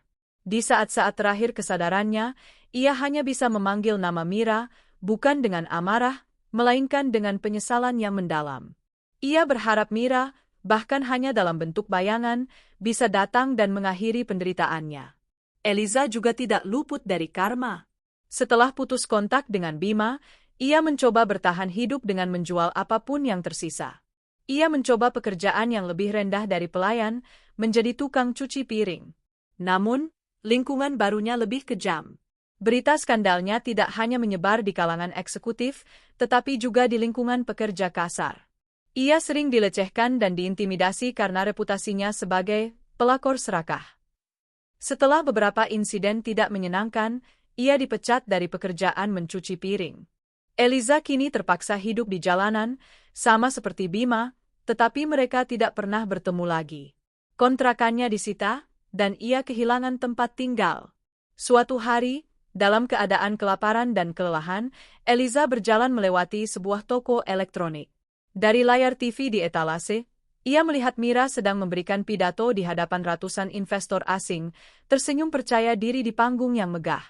Eliza menjerit histeris. Itu adalah pemandangan yang tak tertahankan. Melihat wanita yang ia benci dan ia hancurkan, kini berdiri di puncak kejayaan, sementara ia sendiri terpuruk dalam kehinaan. Dalam amarah dan keputusasaan, Eliza mencoba merusak etalase toko tersebut, namun segera ditangkap oleh keamanan. Saat digelandang pergi, ia hanya bisa mengumpat. Mira, Ratu Besi Archon, telah memenangkan segalanya, termasuk memenjarakan hati nurani dan nasib mantan suaminya dan pelakornya. Bima dan Eliza, terpisah dan terlunta-lunta, kini benar-benar mendapatkan karmanya. Tak ada harta, tak ada harga diri, hanya kehinaan dan sakit yang menjadi teman mereka. Dan di atas segalanya, Mira bahagia. Ia bebas. 3 tahun berlalu. Archon Group telah berkembang menjadi salah satu konglomerat terbesar di Asia Tenggara, didorong oleh visi tajam dan kepemimpinan tanpa kompromi dari Mira. Mira telah sepenuhnya melupakan perannya sebagai wanita daster dan kini sepenuhnya menjadi CEO yang disegani. Ia hidup dalam kemewahan yang ia ciptakan sendiri, sebuah penthouse baru yang minimalis dan elegan, bebas dari kenangan masa lalu, dan jadwal yang dipenuhi dengan pertemuan tingkat tinggi dan perjalanan bisnis. Namun, kemewahan terbesarnya bukanlah materi, melainkan kedamaian. Mira belajar mencintai kesendirian. Ia menghabiskan akhir pekan di galeri seni atau di kebun anggur miliknya, menikmati hidupnya tanpa perlu berpura-pura menjadi seseorang yang lemah. Ia menolak semua tawaran hubungan baru, percaya bahwa ia tidak membutuhkan pasangan untuk merasa utuh. "Aditya, apakah menurutmu aku terlalu keras?" tanya Mira suatu pagi, sambil menatap pemandangan kota dari jendela ruang kerjanya. Aditya, yang kini menjadi tangan kanan dan kepercayaan mutlaknya, tersenyum. "Anda hanya adil, Nyonya Mira. Keras kepada diri sendiri untuk menjadi yang terbaik, dan keras kepada mereka yang merusak integritas. Anda telah memberi mereka kesempatan untuk hidup bermartabat, tetapi mereka memilih untuk menghancurkannya sendiri." Mira memegang cangkir tehnya yang hangat. "Aku hanya ingin memastikan bahwa mereka tidak akan pernah bisa kembali untuk menggangguku. Kebahagiaanku ini terlalu berharga untuk dipertaruhkan lagi." Mira telah menemukan bentuk kebahagiaan yang baru. Kebahagiaan yang berakar pada kemandirian, kekayaan intelektual, dan pengakuan publik atas prestasinya. Pengkhianatan Bima tidak lagi menjadi luka, melainkan pendorong utama kesuksesannya. Bima kini telah menjadi bagian dari lanskap suram di kota. Tubuhnya yang lemah akibat gizi buruk dan penyakit yang ia dapatkan di jalanan membuatnya semakin lumpuh. Ia tinggal di sebuah gubuk kecil yang dibangun dari kardus bekas di bawah jembatan layang. Penderitaan fisiknya kini diikuti oleh penyakit yang lebih parah, gangguan mental. Ia mulai berbicara sendiri, sering berhalusinasi, dan kadang berteriak histeris di malam hari. Penyesalan dan rasa bersalah membusuk di dalam jiwanya, menjadi kanker emosional yang tak tersembuhkan. Di antara lamunan gilanya, ia selalu kembali ke kenangan masa lalu. Ia melihat dirinya di ruang CEO, sombong dan berkuasa, lalu beralih melihat Mira yang mengenakan daster, tersenyum tulus saat menyambutnya pulang. Kontras itu menjadi cambuk yang tak henti-hentinya memukulnya. "Aku punya segalanya. Mobil, uang, istri yang mencintaiku. Aku mengira aku yang superior," racaunya, sambil mencengkeram kepalanya. Suatu hari, seorang pekerja sosial mendekatinya untuk memberikan makanan. "Tuan Bima, Anda perlu dibawa ke rumah sakit. Anda sakit parah," kata pekerja sosial itu. Bima menatapnya dengan mata liar. "Rumah sakit? Aku hanya butuh Mira. Ratu besi. Dia yang bisa menyembuhkanku. Tapi dia pergi. Dia tinggalkan aku di neraka ini. Dia benar, aku pantas mendapatkannya." Bima menolak bantuan itu. Ia merasa bahwa penderitaannya adalah satu-satunya penebusan yang ia miliki. Ia tidak ingin mati dengan damai, ia ingin mati dengan kesakitan, sebagai pengingat abadi atas kebodohan dan keserakahannya. Ia benar-benar telah mencapai titik di mana ia tak lagi peduli pada hidup, yang ia inginkan hanyalah akhir dari rasa sakit. Nasib Eliza lebih terkendali secara fisik, tetapi jiwanya hancur. Setelah insiden merusak etalase toko, ia sempat ditahan sebentar sebelum akhirnya dilepaskan karena Mira tidak mengajukan tuntutan. Namun, stigma itu semakin melekat. Eliza akhirnya menemukan pekerjaan di luar kota, jauh dari Jakarta, sebagai buruh pabrik di sebuah kota industri. Ia tinggal di asrama sempit dengan puluhan wanita lain. Gaji buruh pabrik yang kecil tidak sebanding dengan gaya hidup mewahnya dulu, tetapi yang paling menyakitkan adalah isolasi sosial. Ia tidak punya teman. Para buruh lain menjauhinya karena mendengar desas-desus masa lalunya, dan ia sendiri terlalu sombong untuk bergaul dengan mereka. Ia menghabiskan malam-malamnya dengan memandangi dinding, menyesali pilihan hidupnya. Sikapnya yang angkuh dulu, yang ia kira adalah kekuatannya, kini menjadi penjara pribadinya. Ia tidak bisa meminta bantuan atau mencari penghiburan. Ia telah mengusir semua orang yang peduli padanya. Suatu malam, Eliza menemukan sebuah majalah bisnis tua di tempat sampah pabrik. Di halaman depan, ada foto besar Mira, tersenyum diapit oleh para petinggi dunia, dengan headline, Mira Archon, mengukir legenda bisnis. Melihat senyum Mira yang tenang dan bahagia, Eliza merasakan gelombang kebencian dan rasa iri yang mengerikan. Ia tahu bahwa nasibnya kini adalah konsekuensi dari mencoba merebut kebahagiaan orang lain. Eliza meremas majalah itu hingga robek. Ia menyadari, hukuman terberat bukanlah kemiskinan, melainkan mengetahui bahwa orang yang ia ingin lihat menderita, kini hidup bahagia dan damai. Karma telah memisahkan mereka berdua dari kebahagiaan sejati dan menjebak mereka dalam lingkaran siksaan dan penyesalan yang tak berujung. Setelah 3 tahun, Archon Group meluncurkan program filantropi besar-besaran, fokus pada pembangunan tempat tinggal layak huni dan penyediaan makanan bergizi bagi komunitas tunawisma di beberapa titik kota. Mira, sebagai CEO dan otak di balik program ini, sangat peduli dengan citra perusahaan dan tanggung jawab sosial. Aditya, pastikan semua bantuan didistribusikan secara merata. Saya ingin meninjau langsung beberapa lokasi yang paling kumuh, perintah Mira. Meskipun Mira kini bergelimang kemewahan dan kesuksesan, ia merasa perlu untuk mengembalikan sebagian rezekinya.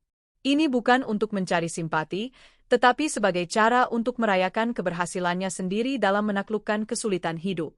Suatu sore, dengan pengamanan minim dan didampingi Aditya, Mira mengunjungi sebuah kolong jembatan yang terkenal sangat kumuh, tempat yang dulunya menjadi markas Bima. Mira mengenakan pakaian sederhana agar tidak terlalu menarik perhatian, namun auranya sebagai seorang pemimpin tetap tak tersembunyikan. Saat berjalan di tengah gubuk-gubuk kardus dan tumpukan sampah, Mira merasakan sensasi aneh. Tempat ini terasa akrab, namun jijik. Ia melihat puluhan wajah yang penuh keputusasaan, tetapi satu wajah menarik perhatiannya. Di sudut paling gelap, meringkuk di balik gundukan sampah, ada seorang pria yang sangat kurus, dengan janggut panjang dan pakaian compang-camping yang tak terawat. Pria itu tampak sakit parah, tubuhnya gemetar, dan matanya memancarkan kegilaan. Mira mendekat perlahan. Ketika pria itu mengangkat wajahnya, jantung Mira seperti dihantam palu godam. Itu Bima. Mantan suaminya, sang CEO gadungan yang sombong, kini adalah seorang tunawisma yang sakit mental dan fisik. Wajahnya yang dulu ia puja karena ketampanan, kini ditutupi kotoran dan luka. Bima menatap Mira. Sekilas, Mira melihat percikan pengakuan di mata Bima, sebelum mata itu kembali dipenuhi kekosongan dan halusinasi. Mir, Ratu, kau kemana? Bisik Bima, suaranya parau dan jauh. Aku menunggu di sini, di takhta kotor ini. Aku sudah membayar. Aku sudah jadi kotoran.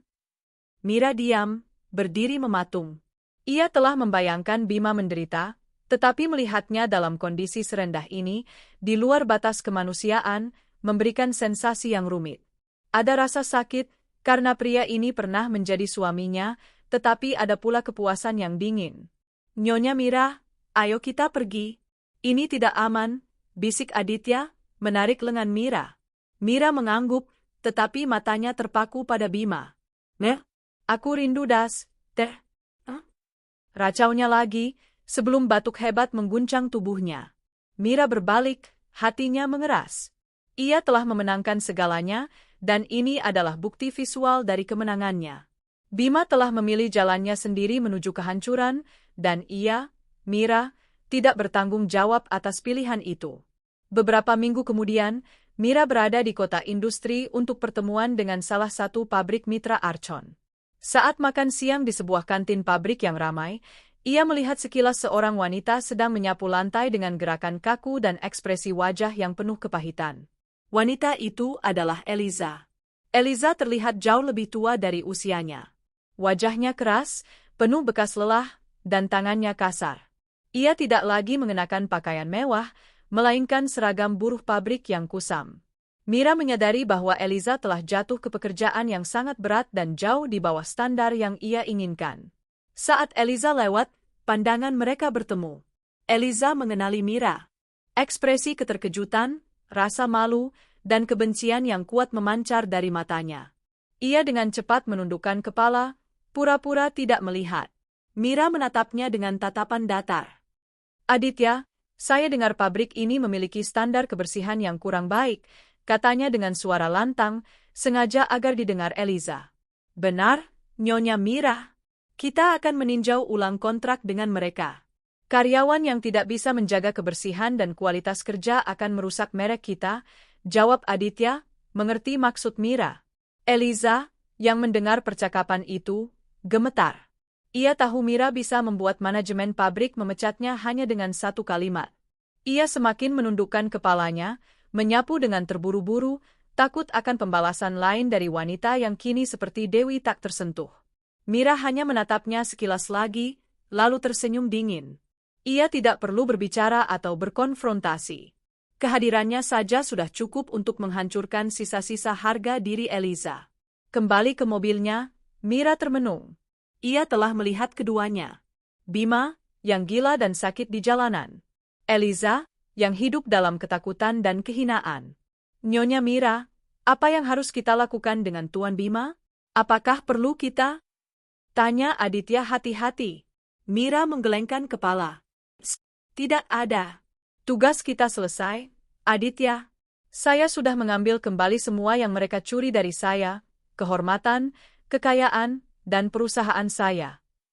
Lalu, bagaimana dengan penderitaan mereka? Mira menoleh, matanya berkilauan oleh ketegasan. Penderitaan mereka adalah hasil dari pilihan mereka sendiri. Saya tidak bertanggung jawab atas moralitas mereka. Karma telah bekerja dengan caranya yang paling brutal. Dan bagi saya, itulah kebahagiaan sejati. Melihat mereka terlunta-lunta, sakit, dan tanpa harga diri adalah penutup yang sempurna untuk babak ini. Sekarang, kita fokus pada ekspansi Archon ke Singapura. Mereka hanyalah debu masa lalu. Tindakan filantropi Archon Group yang dipimpin langsung oleh Mira telah menjadi sorotan media. Tentu saja, lingkungan tunawisma di bawah jembatan tempat Bima berada juga mendapat perhatian. Meskipun identitas Bima tidak pernah diungkap secara resmi oleh Mira atau Aditya, kisah tragis mantan CEO gadungan yang jatuh miskin sudah menjadi legenda urban di kalangan elit. Suatu malam, Aditya menerima panggilan telepon dari seorang kepala yayasan yang bekerja di lokasi tersebut. Nyonya Mira, kami menemukan sesuatu yang mengganggu, lapor Aditya di pagi hari, berdiri di hadapan meja kerja Mira. Pria tunawisma yang Anda temui, Bima, dia? Mira menoleh dari layar komputernya. Apa yang terjadi? Suaranya dingin dan terkontrol. Dia meninggal, Nyonya. Di gubuk kardusnya. Kabarnya karena sakit parah dan kelaparan. Tidak ada yang mengenali keluarganya, dan dia meninggal sendirian. Hening. Ruangan kantor Mira yang luas terasa mencekik. Mira menutup matanya sejenak. Ia tidak merasakan duka, tetapi ia merasakan penutupan yang definitif. Bima telah melunasi semua hutangnya pada Karma, hingga nyawanya sendiri. Bagaimana dengan pemakamannya? Tanya Mira. Yayasan yang akan mengurusnya. Tidak ada yang datang. Namun, ada satu hal lagi. Saat kami membersihkan gubuknya, kami menemukan dompet kusam. Di dalamnya, ada satu-satunya barang yang ia simpan, foto pernikahan Anda berdua. Mendengar itu, Mira membuka matanya, kilatan emosi melintas di sana, namun cepat menghilang. Foto itu, pengingat akan kebohongan yang manis. Biarkan yayasan yang mengurusnya. Jangan berikan foto itu kepada siapapun. Jangan ada jejak. Saya ingin bab ini benar-benar tertutup, putus Mira. Ia telah memenangkan pertarungan ini sepenuhnya. Kematian Bima adalah akhir yang tragis, tetapi juga adalah konfirmasi mutlak bahwa ia tidak pernah salah dalam memberikan hukuman. Tak lama setelah kabar Bima, Aditya membawa berita tentang Eliza. Mengenai Eliza, Nyonya Mira. Pabrik mitra kita di kota industri memecatnya, lapor Aditya. Bukan karena perintah Anda, tetapi karena dia terlibat perkelahian hebat dengan rekan kerjanya. Reputasinya terlalu buruk dan dia sangat emosional. Dia dipecat dan kini pergi, kabarnya menuju desa asalnya di pedalaman Jawa. Mira hanya menghela napas. Dia kembali ke titik nol dengan membawa beban kehinaan. Bagus. Setidaknya ia tidak lagi bisa mengganggu kehidupan siapapun di sini. Mira menganggap kepergian Eliza ke pedalaman sebagai pengasingan yang setara dengan hukuman, di mana ia harus menghadapi keluarganya dan masyarakat dengan statusnya yang telah ternoda. Bagi Mira, Karma telah menempatkan Eliza di tempat yang paling membuatnya menderita. Tempat tanpa pengakuan, tanpa kemewahan, dan tanpa kesempatan untuk pamer. Kejadian-kejadian ini, skandal Bima, pemecatan Eliza, dan penyelesaian perceraian, semuanya menyatu dan membentuk reputasi baru Mira di mata publik, seorang CEO wanita yang cerdas, kuat, dan kejam terhadap pengkhianat. Ia adalah Iron Lady dari dunia korporasi Indonesia. Di sebuah konferensi teknologi di Tokyo, Mira bertemu dengan Jeffrey, seorang pengusaha muda sukses dari Singapura yang memimpin sebuah perusahaan startup unicorn. Jeffrey adalah pria yang sopan, tampan, dan yang paling penting, menghargai Mira bukan karena statusnya, tetapi karena kecerdasan dan visi bisnisnya. "Nyonya Mira, Anda adalah inspirasi," kata Jeffrey saat mereka makan malam bersama para investor. "Cara Anda memimpin Archon, terutama setelah Anda mengambil kembali kendali penuh, itu luar biasa. Anda membuang semua yang busuk, dan sekarang hasilnya tak terbantahkan." Mira merasa nyaman dengan Jeffrey. Ia tidak berusaha menyanjung atau merendahkannya, tetapi berbicara dengannya sebagai mitra yang setara. Jeffrey tahu semua tentang masa lalu Mira, sebab berita itu sudah menjadi konsumsi publik, namun ia menghormati Mira karena mampu bangkit dan membalas dendam dengan elegan. "Saya hanya melakukan apa yang perlu dilakukan untuk bisnis saya. Dan untuk diri saya sendiri," jawab Mira. "Saya tidak berusaha membuang waktu Anda," kata Jeffrey, tatapan matanya tulus. "Tapi saya ingin sekali mengenal wanita di balik Ratu Besi Archon.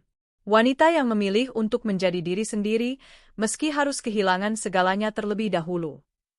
Mira tersenyum tipis, senyum yang sudah lama tidak ia tunjukkan. Ia masih bahagia dengan kesendiriannya, tetapi hati kecilnya, yang dulunya beku, merasakan percikan kehangatan yang asing. "Mungkin," jawab Mira, penuh teka-teki. "Mungkin kita bisa mendiskusikan kemitraan yang lebih mendalam, Tuan Jeffrey."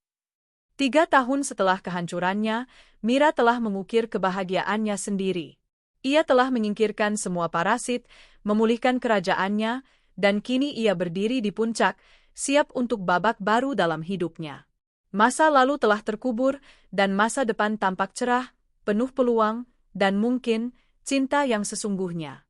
Kabar kematian Bima diterima Mira dengan ketenangan yang dingin. Ia tidak mengirim bunga atau ucapan, tetapi diam-diam menyumbang dalam jumlah besar ke yayasan yang mengurus jenazahnya. Bukan karena belas kasihan, melainkan sebagai dana pembersihan, memastikan tidak ada lagi kotoran masa lalu yang tersisa. Suatu sore, Aditya menyerahkan bingkai foto pernikahan mereka yang ditemukan di gubuk Bima. Mira menatap foto itu lama. Foto itu menunjukkan pasangan yang tersenyum lebar, penuh harapan palsu. Mira meraih korek api yang selalu ada di mejanya. Tanpa ragu, ia membakar foto itu. Api melahap kertas dan bayangan masa lalu. Ketika api padam, yang tersisa hanyalah abu. "Mulai sekarang, tidak ada lagi pengingat akan masa lalu itu," ujar Mira, suaranya mantap. "Saya telah mengubur semua jejak. Dia telah pergi.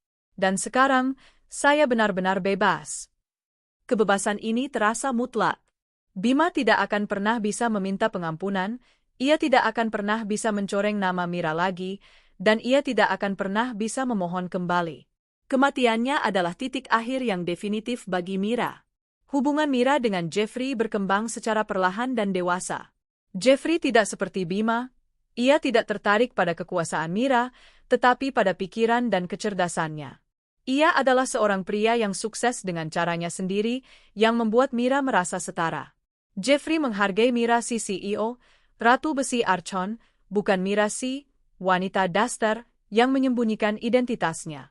6 bulan setelah kematian Bima, Mira dan Jeffrey mengumumkan kemitraan bisnis besar antara Archon Group dan perusahaan startup Jeffrey, yang diikuti dengan pertunangan pribadi yang tenang.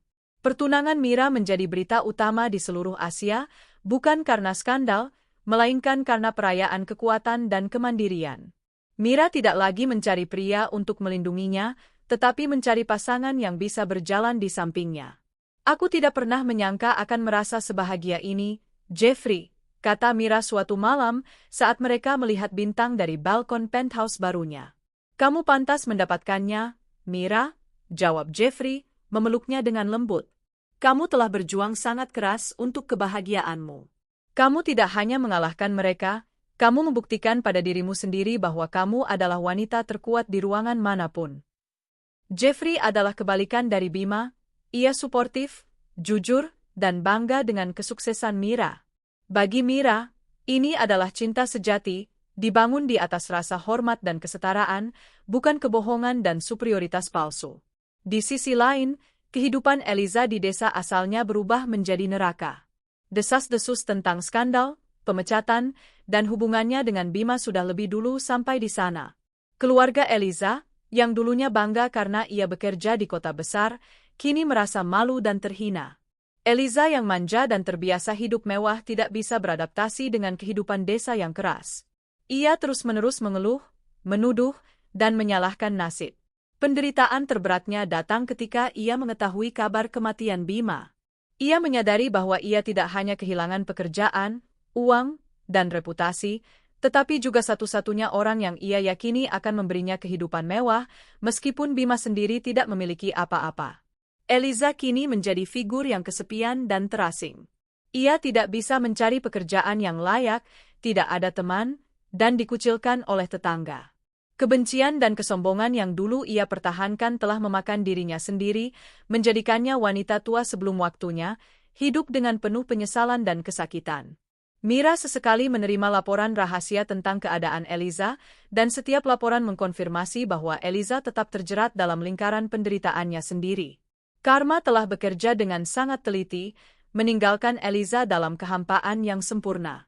Tahun-tahun berlalu, Mira dan Jeffrey menikah dan melanjutkan kekaisaran bisnis mereka, menggabungkan kekuatan mereka dan menjadi pasangan pengusaha paling disegani di Asia. Mereka membangun keluarga yang harmonis, jauh dari drama dan pengkhianatan. Setiap kali Mira melihat dirinya di cermin, mengenakan pakaian mahal, dikelilingi oleh para pemimpin dunia, dan memiliki pasangan yang mencintainya dengan tulus, ia selalu teringat pada Mira yang dulu, si wanita daster, yang bersembunyi di balik kekayaannya. Mira tersenyum. Ia tidak lagi menyembunyikan apapun. Ia telah membuktikan bahwa seorang wanita tidak perlu merendahkan diri agar pasangannya merasa superior. Kekuatan sejati adalah menjadi diri sendiri, dan kemuliaan adalah membalas dendam dengan keadilan yang setimpal. Bima telah mati dalam kehinaan, Eliza terlunta-lunta tanpa harga diri. Mereka mendapatkan karma sesuai perbuatan mereka, tanpa harta, tanpa cinta, dan tanpa kehormatan. Sementara itu, Mira, sang ratu sejati, hidup bahagia, makmur, dan damai. Ia telah memenangkan pertempuran, perang, dan takhta hatinya sendiri. 10 tahun kemudian, Mira duduk di kursi CEO-nya yang kini berlapis kulit elegan. Archon Group telah menjadi konglomerat multinasional dengan Jeffrey sebagai salah satu direktur utama, memimpin divisi teknologi global.